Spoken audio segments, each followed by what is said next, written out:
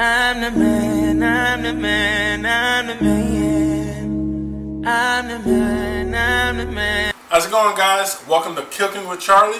Today we're going to make chicken Alfredo with spinach. Come on, let me show you. Alright, I got my 4 chicken breasts. I got my pot. Add 2 to 4 tablespoons of olive oil, which I measure in my hand. Alright, to the pan. Let that get warm. While that's getting warm, I'm going to season my chicken breast with some salt and pepper. A little bit of pepper for that side, a little bit of salt. So all I season my meat with is salt and pepper. By that time, pan's smoking, so you know it's hot. I'm going to turn that down a little bit. I don't want it to cook too quick.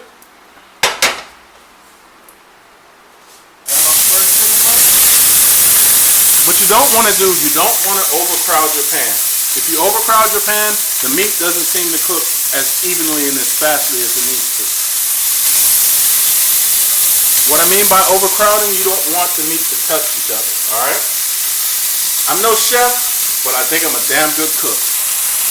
Alright, you want to cook the chicken for about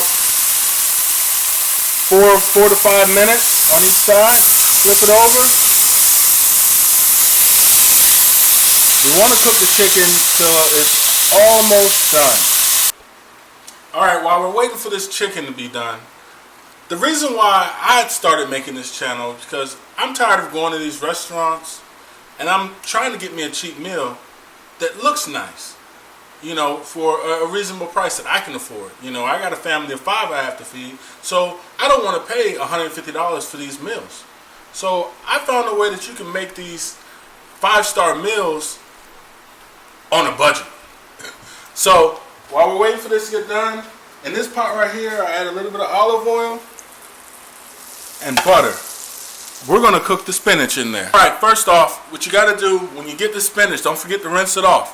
I've rinsed off probably 3 handfuls of spinach, but you know when it wilts down, it's going to wilt down to nothing. So I'm cooking this for my family. That's why I have 4 chicken breasts and all this spinach. I'm going to put some in. Put it in here. You want to mix it around, get all the juices on it. So then it starts wilting. It'll be good. Alright, when that starts wilting down, I'm going to add some more. Make sure we get it all in there. This is probably the healthiest part of this dish, because this dish has heavy whipping cream, butter, noodles, everything in there. So it's not one of my healthiest dishes that I would recommend for you to make if you're health conscious. But it is really good. Alright, we almost got our spinach wilted. Once we get the spinach wilted, we're going to take it out of this pot. Alright, we're going to take it out of this pot, put it in somewhere to keep it warm. I'll probably throw it in the microwave. It's all wilted down. You saw how much spinach I put in here? And you see what we're ending with. Not much. Makes me want to go get 2 more handfuls and put it in here. Take this. Woo, it's hot. Put in this bowl. Leave the juices behind because I want to put it in the other stuff. I don't want it to mix together. Alright, I think it's about time to pull this chicken off. Look at it. It looks beautiful. Look at it. Look at it. Alright, for those of you who don't know how long it really takes to cook a chicken breast, get you a digital thermometer. They're available at Walmart for like $3. Alright, stick it in that chicken, and then when it reaches 165 degrees, pull that chicken off, let it rest about 5-10 minutes so all the juices settle and you have a nice juicy chicken breast, not a dry and nasty chicken breast. You'll be good to go. Let them rest for about 5 to 10 minutes while we get ready to do the next step. Alrighty then. Here's the next step. We're going to take our fettuccine and we're going to throw it in this boiling water that I've had boiling for a while already. I'm going to grab the salt. We want to salt it up pretty good before we add it to it. We don't want to add salt before we let it boil because it's going to take longer for it to boil. Add some salt in there. Depending on how many people you're cooking for, depends on how much pasta we want to put in here. I'm going to put about half the box. Oh, I'm making a huge mess. Heard of having problems finding the holes, but this is a big old pot that I'm finding. In my kitchen, I be cooking and cooking. All right, here we go. We're gonna make this sauce real quick. All right, in the same pot that we cooked the chicken in, we're gonna take about a half cup of chicken broth. Pour it in here. It's gonna be loud. So as we glaze that pan,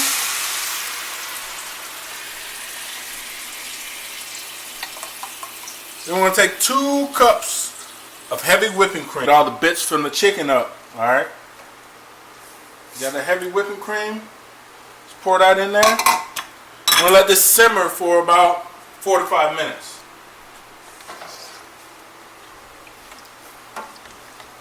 I love cooking, y'all. And y'all gonna see that how much I love cooking, because I'm about to cook for y'all every week. Alright, I'm gonna add about I love garlic, so this is about a tablespoon for me. Add a tablespoon of garlic in there. Let's stir this up. Turn the heat up a little bit. Let's let this come to a simmer. Yeah, buddy. Garlic is the business. Smell it. Alright. Next, let me cut this chicken. Let y'all see how beautiful this chicken is inside. Nice and tender. Let's cut these little strips. So when I make this Parmesan sauce, everybody, they'll be marinating in there. Alright now. All the chicken is cut up. We got all this Parmesan cheese right here. This is 3 cups of Parmesan cheese. You don't have to use that much, but I'm cooking a lot of fettuccine and chicken, so I made a lot.